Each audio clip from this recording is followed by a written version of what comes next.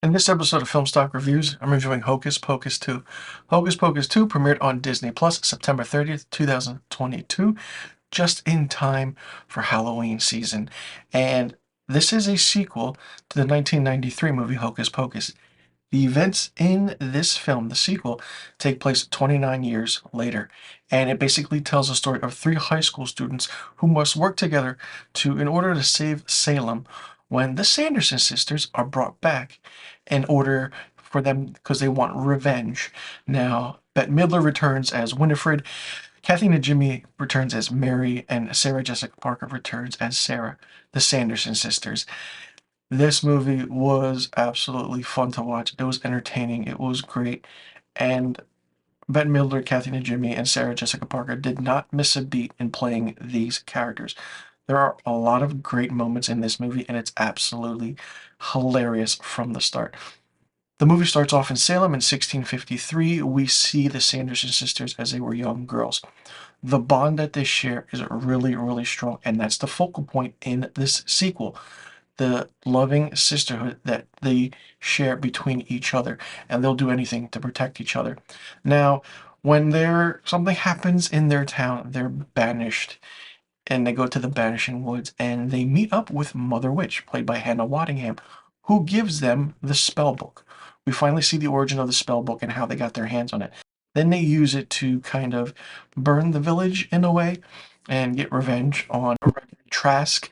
And it's interesting because then Tony Hale, the actor who plays Reverend Trask, later has a descendant who is Mayor Trask, and it's really done really well how everything comes together. Not only that, Gilbert is the owner of the magic shop where the Sanderson sisters' home is, the original from the first movie, and it's really interesting. Now, the characters of Becca, Izzy, and Cassie are kind of reminiscent to the Sanderson sisters. The way you can tell when they're all together, all three of them, and they walk toward wherever they're walking, you can tell by who's who and who's the main witch. It's not a twist that we know that Becca is a witch because the trailer kind of gave it away. But the aspect of the movie trying to keep it a secret was okay, but they should have kept it a little bit of more of a secret. Now, the book is has its own opinion as well and is really front and center in this, as is Doug Jones as Billy Butcherson, who comes back to reprise his role from the first movie. Every scene in this film is great.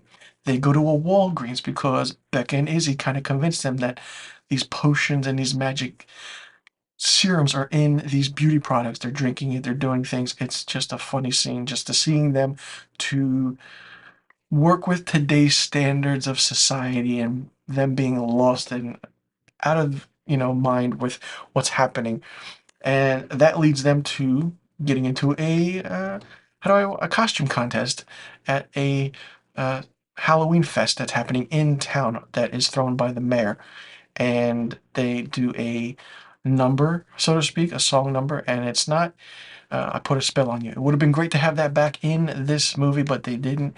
They did Blondie, one way or another, and it was really, really funny. Not only that, they do a rendition of Elton John's "The Bitch Is Back" called "The Witch Is Back."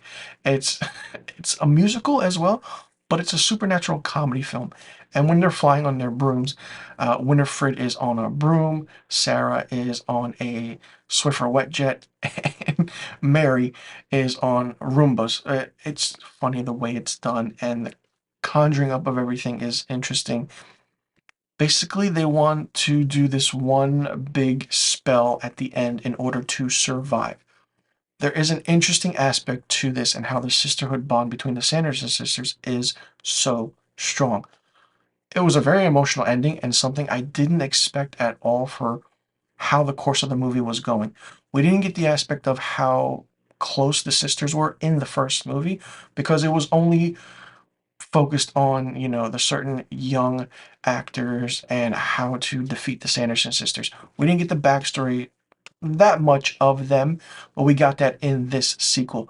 It took 29 years to get a proper sequel for this entire cult movie, and It's a fun movie. It's a perfect movie. It's in your face, it's comical, and it's done really well. There are a lot of pop culture references, and there are, certain aspects of how things are done.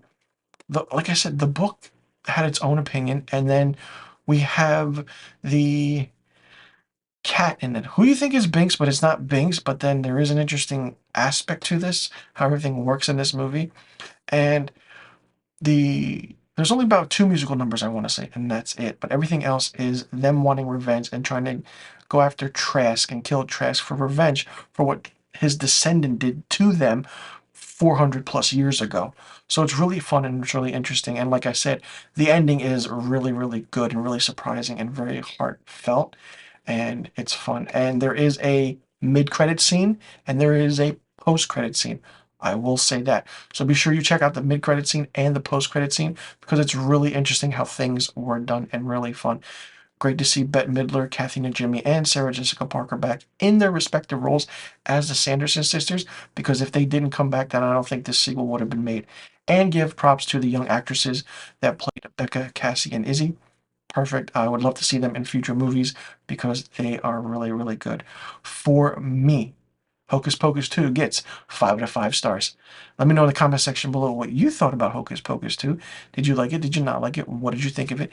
Did you like the aspect of this sequel? Did you like the story dynamic? Did you like that we got a backstory to the Sanderson sisters, how they got the spell book, and the bond that the sisters shared? What didn't you like about this movie, this sequel that took place 29 years later? And do you think this movie is better, or do you think the first movie is still reigns supreme? Let me know in the comment section below about all the questions I just asked, and also let me know what rating you would give Hocus Pocus 2, and I'll see you all in the next review video.